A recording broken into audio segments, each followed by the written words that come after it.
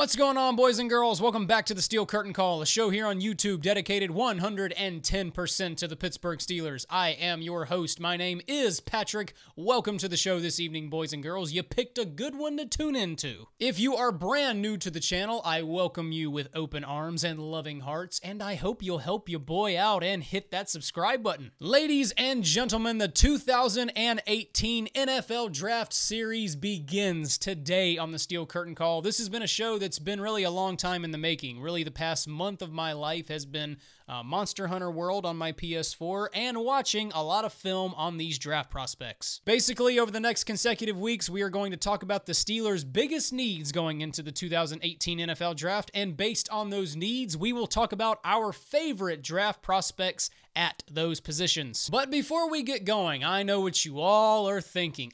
He's going to spend the first half of the show talking about Le'Veon Bell, right? No, not really, no. I don't really have a tremendous amount to say about the Le'Veon Bell situation. What happened yesterday should not have shocked any of you. He got the franchise tag. That's exactly what we all thought would happen. And not only did he get the franchise tag like we all expected, we also learned yesterday that we were right here on the Steel Curtain Call. There's a reason why I tell you to watch this show. Bell did an interview with ESPN, and he told ESPN yesterday that they were not close. They were nowhere near close with the numbers. The Steelers think he is too high. He thinks they're too low.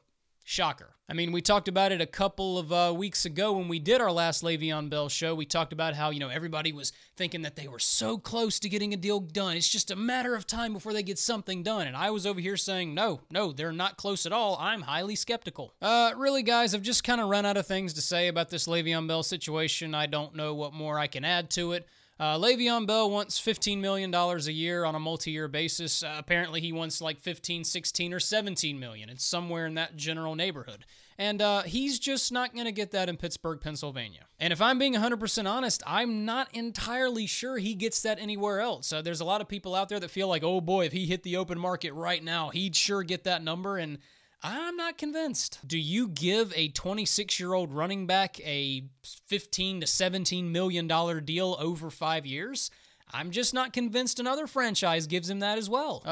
Unfortunately, Bell continues to fail to understand the market that he is in. And he continues to turn down very fair and very lucrative offers that the Steelers are throwing at him. And, I just really don't know what else to say. I will say this, though. I said it on the show about 2 weeks ago when we were talking about Le'Veon Bell. Guys, he's not going to retire. He's not going to retire. Do not believe a word of that. I got to give Bell credit. It's a very good negotiating technique. I mean, really, if you want to gain ground, just tell the team you're negotiating with that you're going to retire if you don't get what you want. Seriously.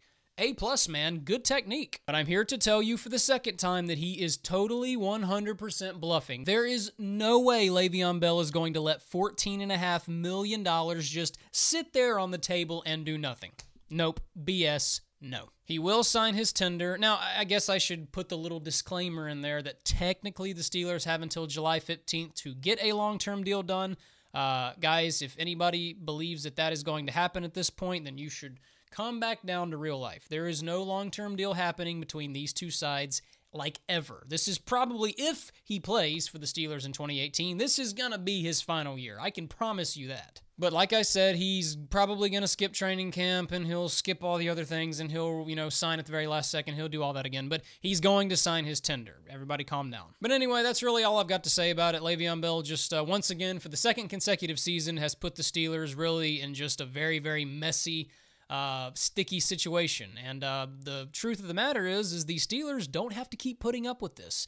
They can stop it anytime they want. But that's for them to decide. Anyway, moving on to the NFL draft now. We are going to start with the inside linebacker position on our first rendition of the 2018 NFL Draft Series. An inside linebacker is a very important need for the Steelers in this draft for quite a few reasons. Primarily because Ryan Shazier is not going to play in 2018. Now, we pretty much already knew this, but it was just a matter of getting the official confirmation. And Kevin Colbert this week at the NFL Combine did a little interview, and he did indeed confirm that. So we've got a hole there, and we've got to fill it. And lucky for the Steelers, there are some very good inside linebackers in this draft, and let's talk about a few of them. Now, before I get into these guys, I just want to go ahead and say, We're going to do the best we can while we do these next couple of shows to be as realistic as we can. In other words, we're not going to talk about guys or really focus on guys who the Steelers have no chance of getting. I mean, I'll give you an example. My favorite inside linebacker in this draft overall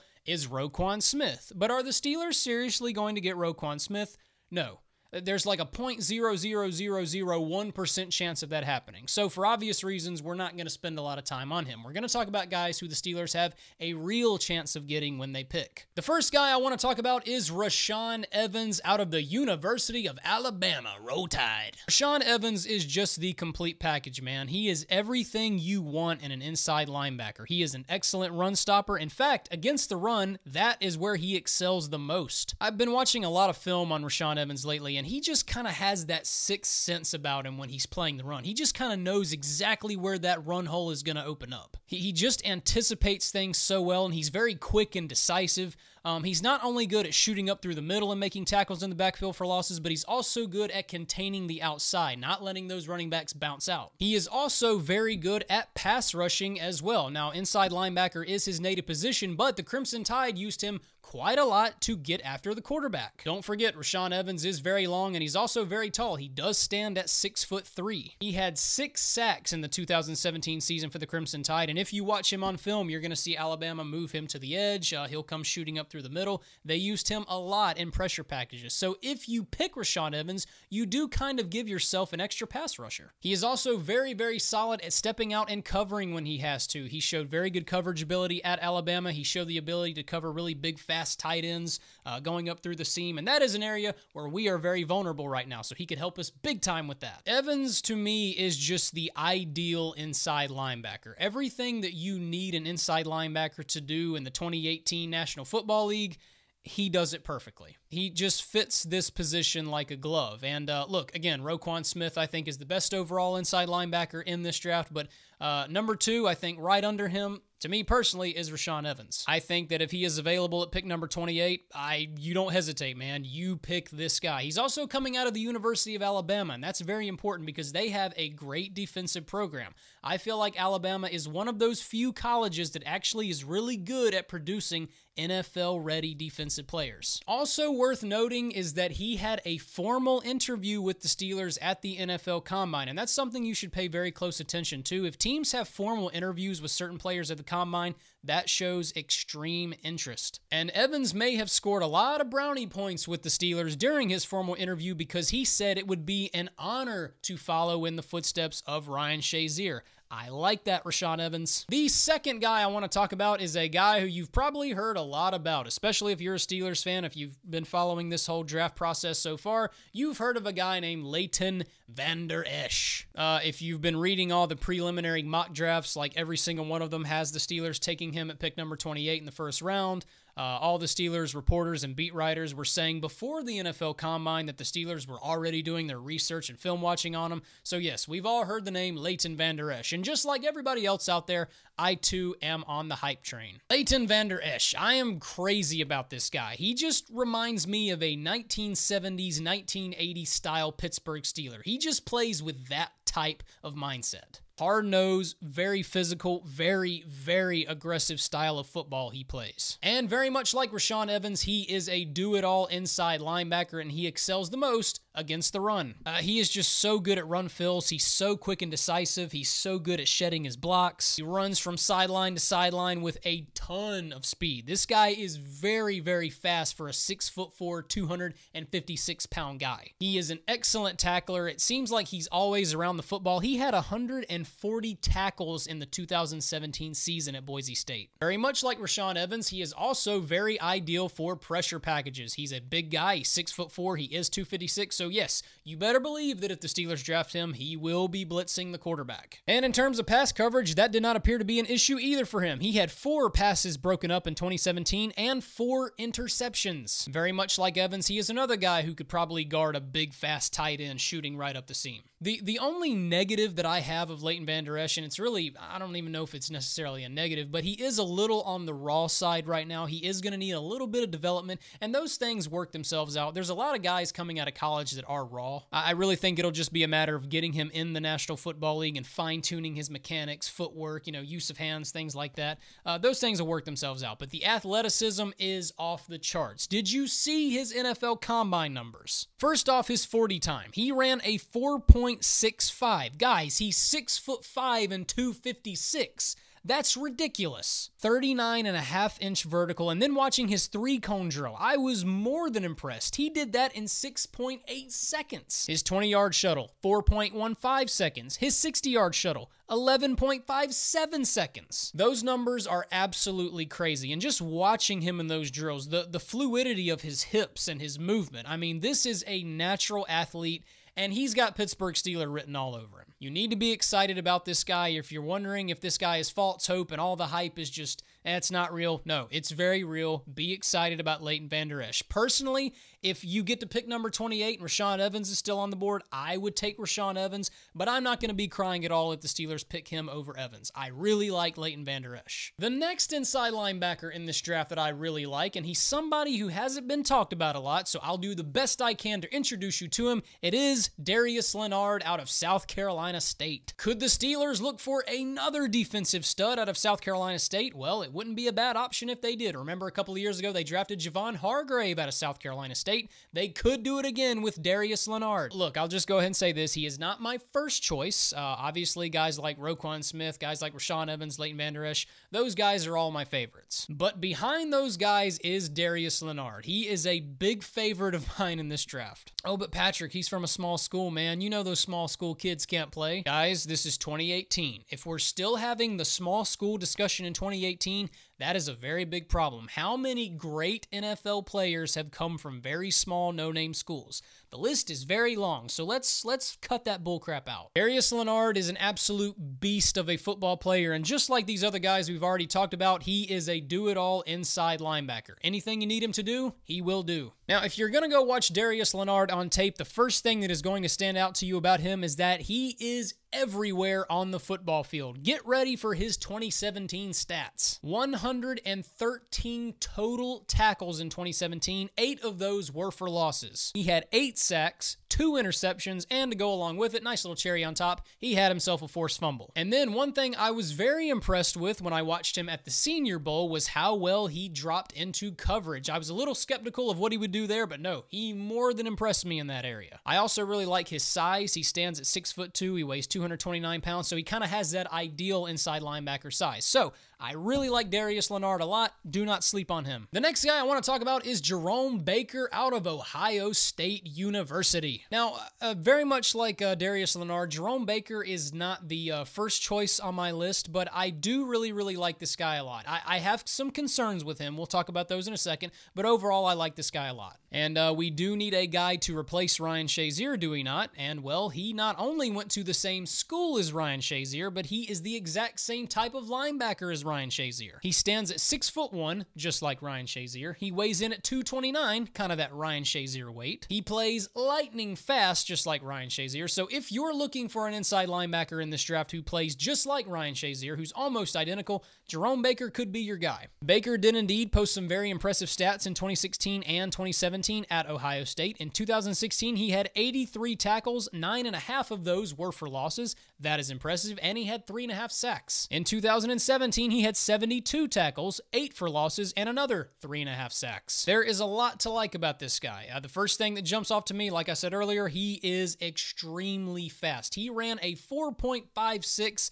in his 40 time at the Combine. That is very fast for an inside linebacker. He has absolutely no problem moving from sideline to sideline, and because of that speed, very much like watching a guy like Ryan Shazier, that creates a lot of problems for defenses. In terms of some issues that I have with him when I was going back and watching him on tape, he can take some really bad angles when making tackles at times, which is kind of a problem that we've already struggled with in the past with this team. I also think that if he gets into the NFL, which he most certainly will get into the NFL, he's definitely going to need to put some weight on. I really think his frame is a little small right now. He is going to have to bulk up a little bit, so I'm a little worried about that, but that's one of those things that'll probably work themselves out. But overall, I am not mad at this guy at all. I really wouldn't lose any sleep at night if we did draft this guy. Not my first choice, but I do like him nonetheless. And like I said, if you want a Ryan Shazier-like inside linebacker, Jerome Baker is your guy. My last and final inside linebacker that I want to talk about is a guy who you probably haven't heard a lot about, so I'm going to introduce you to him. His name is Dorian O'Daniel, and he played football at Clemson University. Now, I will go ahead and tell you guys, and I'm pretty sure I've told you guys this before, I am a massive Clemson Tigers fan. When I'm not watching the Steelers on Sunday, I'm probably watching the Clemson Tigers on Saturday. And let me tell you guys, I had a front row seat to Dorian O'Daniel. Guys, I want you to ignore everything that the scouts are saying about him. Don't listen to it, plug your ears, and say la la la. None of it's true. You're going to hear, his frame isn't big enough. You're going to hear things like, I don't think he's going to be physical enough for professional football. It's funny because I remember when they said that about Ryan Shazier. I remember when they said that about guys like Telvin Smith. I remember when they said that about guys like Deion Jones. And you want to know what all three of those guys have in common? They're all some of the best inside linebackers in this game today. And all three of those guys I did just list, that is who Dorian O'Daniel reminds me of. The guy is a total stud. And guys, I don't know if you knew this, but he was one of the best linebackers in the country in 2017. Get ready for his stats. 88 total tackles on the year. He was all over the football field. 11 and a half of those tackles were for losses. That is really impressive. He had 5 sacks, and he had 5 passes broken up and 3 interceptions. No, this guy is the real deal. His 2016 stats are very impressive to me, and the reason why those stats are impressive is he was not a starter in 2016. He was pretty much playing a reserve role. With not really getting a ton of snaps in 2016, he had 54 tackles. 10 of those were for losses, and 2.5 sacks. You scouts, I just refuse to listen to you guys on this one. I watched this guy the entire season. He is the real deal, and he is going to make a lot of offenses very unhappy in this league. The guy is a freak. The guy is physical. He plays with a ridiculous amount of speed. He is very, very quick. He is very instinctive, and those are qualities that I really like in inside linebackers in particular. If you're going to play near the middle of the field, you can't really wait to make your decisions. You have to make your decisions quick. Commit to the gaps and hit that hole. That's how he plays. And he also proved that he is more than capable of stepping out and covering if he has to. Remember, this guy is lightning fast, so keeping up with those speedy slot receivers, maybe keeping up with the big fast tight end, that's not going to be a problem for this guy. Dorian O'Daniel, remember the name, ladies and gentlemen. Do not forget it. Is he my first choice? No. Again, Leighton Vander Esch, Rashaan Evans,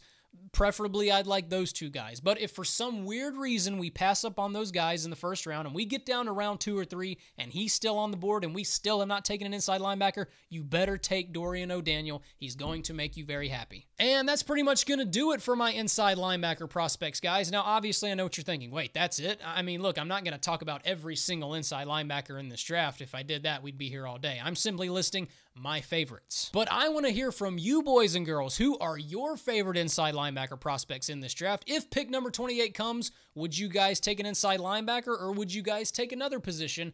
Talk to me. So that is going to do it for episode 1 of the 2018 NFL Draft Series. Next week on the show, we will talk about the safety position. That should be a fun one. But remember, guys, follow us on Twitter. We are at SCurtainCall33. Remember to follow your boy on Twitter. I am at P_Garrison. Do not forget to hit that big subscribe button. And guys, we will be back next week here on the Steel Curtain Call with episode 2 of the 2018 NFL Draft Series. But until then, have a great night. I love you guys so much.